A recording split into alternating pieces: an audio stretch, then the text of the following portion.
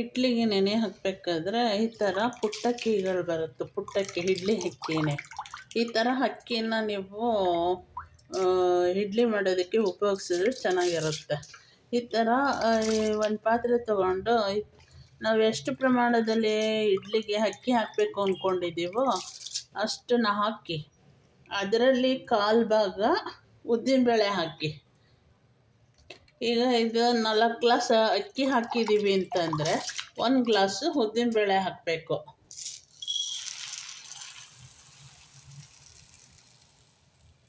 ಈ ಥರ 1 ಗ್ಲಾಸ್ ಉದ್ದಿನಬೇಳೆ ಹಾಕಿ. ಪ್ರಮಾಣ ಕರೆಕ್ಟಾಗಿದೆ ಅಂತ ಹೇಳ್ತೀನಿ. ಈಗ ನಾಳೆ ಇಡ್ಲಿ ಮಾಡ್ತೀವಿ ಅಂತಂದರೆ ಈ ದಿನ ಬೆಳಗ್ಗೆ ನೆನೆ ಹಾಕಬೇಕು. ಮತ್ತು 1 ಸ್ಪೂನಷ್ಟು ಮೆಂತ್ಯ ಹಾಕ್ಬಿಡಿ. 1 ಸ್ಪೂನು, ಒಂದು ಸ್ವಲ್ಪ ಕಮ್ಮಿಯಾಗಿ ಹಾಕಿ ಪರವಾಗಿಲ್ಲ. ಇಷ್ಟು ಹಾಕಿ ಸಪ್ರೇಟೇ ನೆನೆ ಹಾಕ್ಬಿಡಿ. ಇಲ್ಲ 2 ಬೇರೆ ತೊಳೆದ್ಬಿಟ್ಟು ಆಮೇಲೆ ಒಟ್ಟಿಗೆ ಹಾಕಿ.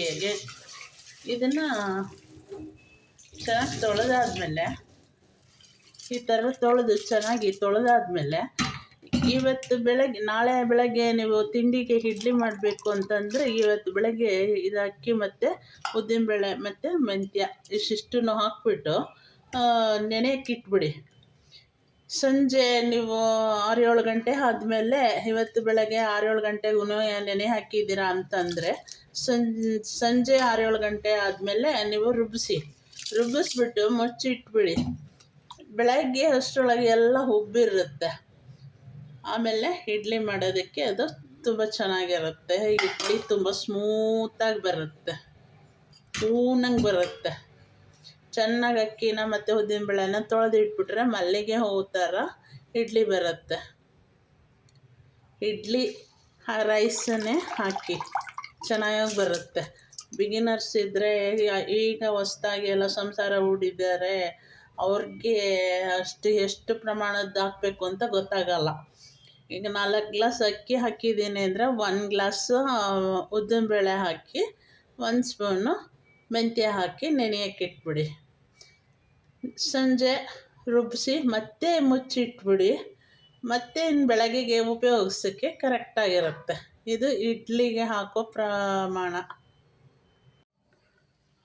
ನೋಡಿ. ಇವಾಗ ಇಡ್ಲಿಗೆ ನೆನೆ ಹಾಕಿದ್ನಲ್ಲ ಅಕ್ಕಿ, ಆ ಅಕ್ಕಿನ ಇವಾಗ ರುಬ್ಬಿಸಿದ್ದೀನಿ. 12 ಗಂಟೆ ಆದಮೇಲೆ ಬೆಳಗ್ಗೆ ನೆನೆ ಹಾಕಿದ್ದು ಮಲಗೋದಕ್ಕೂ ಮುಂಚೆ ಈಗ ರುಬ್ಬಿಸಿ ಇಟ್ಟಿದ್ದೀನಿ. ಅದಕ್ಕೆ ರುಬ್ಬಿಸಿ ಇಟ್ಟಿದ್ದೀನಿ. ಈಗ ಇದು ಬೆಳಗ್ಗೆ ಅಷ್ಟರೊಳಗೆ ಇದೆಲ್ಲ ಉಕ್ಕಿ ಮೇಲೆ ಸುರಿಯುತ್ತೆ. ಅದಕ್ಕೆ ಏನು ಮಾಡಬೇಕು, ಈ ಥರ ಕೆಳಗೆ ಒಂದು ಪಾತ್ರೆ ಇಟ್ಬಿಟ್ಟು, ಎಲ್ಲ ನೆಲದ ಮೇಲೆ ಚೆಲ್ಲೋಗ್ಬಿಡುತ್ತಲ್ಲ, ಅದಕ್ಕೋಸ್ಕರ ನೆಲದ ಮೇಲೆಲ್ಲ ಚೆಲ್ಲೋಗ್ದಂಗೆ ಒಂದು ಪಾತ್ರೆ ಇಟ್ಟು ಮುಚ್ಚಿಬಿಡಬೇಕು.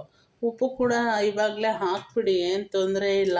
ಇಲ್ಲಾಂದರೆ ನಿಮ್ಮ ಟೈಮ್ ಇದೆ, ಆರಾಮಾಗಿ ಮಾಡ್ತೀವಿ ನಿಧಾನಕ್ಕೆ ಅಂದರೆ ಬೆಳಗ್ಗೆ ಎದ್ದು ಉಪ್ಪು ಹಾಕಿ ತಿರುಗಿ ಮತ್ತೆ 1 ಅವರ್ ಉಪ್ಪು ಕರಗೋ ತನಕ ಬಿಟ್ಟಿದ್ದು ಆಮೇಲೆ ಇಡ್ಲಿ ಮಾಡಬೇಕಾಗತ್ತೆ. ನಿಮಗೆ ಎಷ್ಟು ನಾಳೆ ಉಪಯೋಗಿಸೋಕ್ಕೆ ಸಂಪಣಿಗೆ ಬೇಕೋ ಅಷ್ಟನ್ನು ಹೊರಗೆ ಇಟ್ಕೊಂಡು ಮಿಕ್ಕಿದ್ದನ್ನು ಇನ್ನೊಂದು ಪಾತ್ರೆಗೆ ಹಾಕಿ ಫ್ರಿಜ್ಜಿಗೆ ಇಟ್ಬಿಡಿ.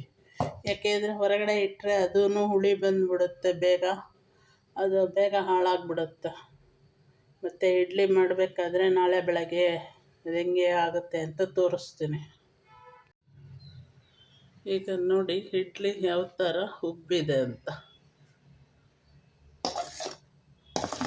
ಈ ಥರ ಇಡ್ಲಿ ಉಬ್ಬಂದರೆ ತುಂಬ ಚೆನ್ನಾಗಿ ಮಲ್ಲಿಗೆ ಹೂವು ಥರ ಇಡ್ಲಿ ಬರುತ್ತೆ, ತುಂಬ ಹಗುರವಾಗಿ. ಈ ಥರ ಉಬ್ಬಿದೆ ನೋಡಿ, ನಾನು ಹಾಕಿರೋ ಪ್ರಮಾಣದಲ್ಲಿ.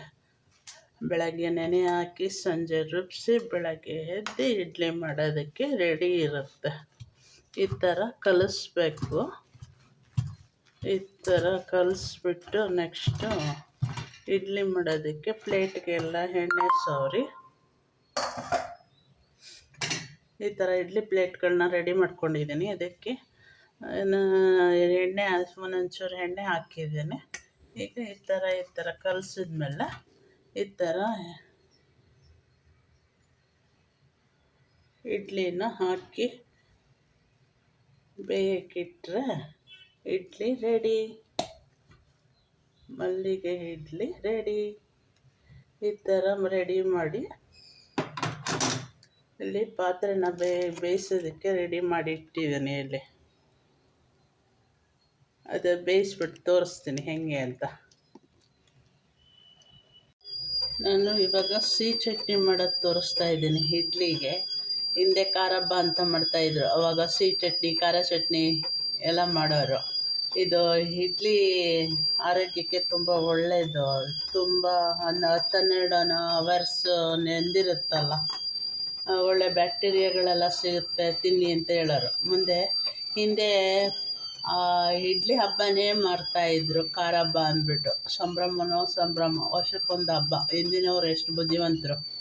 ನಮ್ಗೆ ಏನೇನು ಇದು ಬೇಕು, ನಮ್ಮ ಗಟ್ಸ್ಗೆ ಹೆಲ್ತ್ಗೆ ಏನೇನು ಬೇಕು ಅದೆಲ್ಲ ಸಿಗಲಿ ಅಂತಲೇ ಅವರು ಹಬ್ಬದ ದಿನವೂ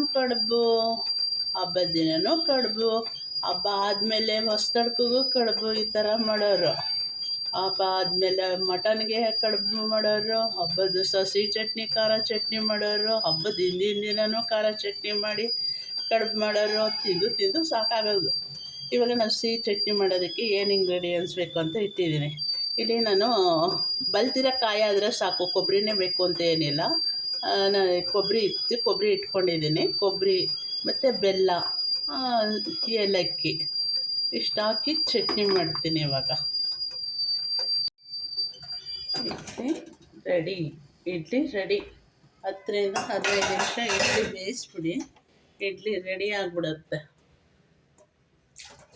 ನೋಡಿ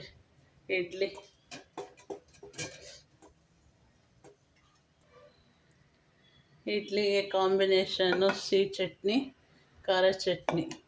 ಇದು ಖಾರ ಹಬ್ಬದ ಸ್ಪೆಷಲ್. ಈ ಥರ ಖಾರ ಹಬ್ಬ ಮಾಡೋರು. ದನ ಕರುಗಳಿಗೆಲ್ಲ ಕೆಮ್ಮಣ್ಣು ಸುಣ್ಣ ಸವರಿ ಕೊಂಬಿಗೆ ಕಕ್ಕೆ ಸೊಪ್ಪು, ಬೇವಿನ ಸೊಪ್ಪು, ಮಾವಿನ ಸೊಪ್ಪು ಎಲ್ಲ ತಂದು ದನ ಕರುಗಳ ಕತ್ತಿಗೆ ಹಾರ ಮಾಡಿ ಹಾಕಿ ಮನೆಗಳಿಗೆಲ್ಲ ಹಾಕಿ ಈ ಥರ ಇಡ್ಲಿ ಸಿಹಿ ಚಟ್ನಿ ಖಾರ ಚಟ್ನಿ ಮಾಡೋರು. ಈ ಥರ ಇಡ್ಲಿ ಮಾಡ್ಕೊಳ್ಳಿ. 10-15 ನಿಮಿಷ ಬೇಯಿಸಿದ್ರೆ ಇಡ್ಲಿ ಫಸ್ಟ್ ಕ್ಲಾಸಾಗಿ ಬರುತ್ತೆ, ಹೂಣಂಗಿರುತ್ತೆ. ಎಷ್ಟು ಚೆಂದ ಇದೆ. ಇದು ಇಡ್ಲಿ ಮಾಡೋ ವಿಧಾನ. ಇಡ್ಲಿಗೆ ಬೇಕಾದಷ್ಟು ಕಾಂಬಿನೇಷನ್ ಇದೆ.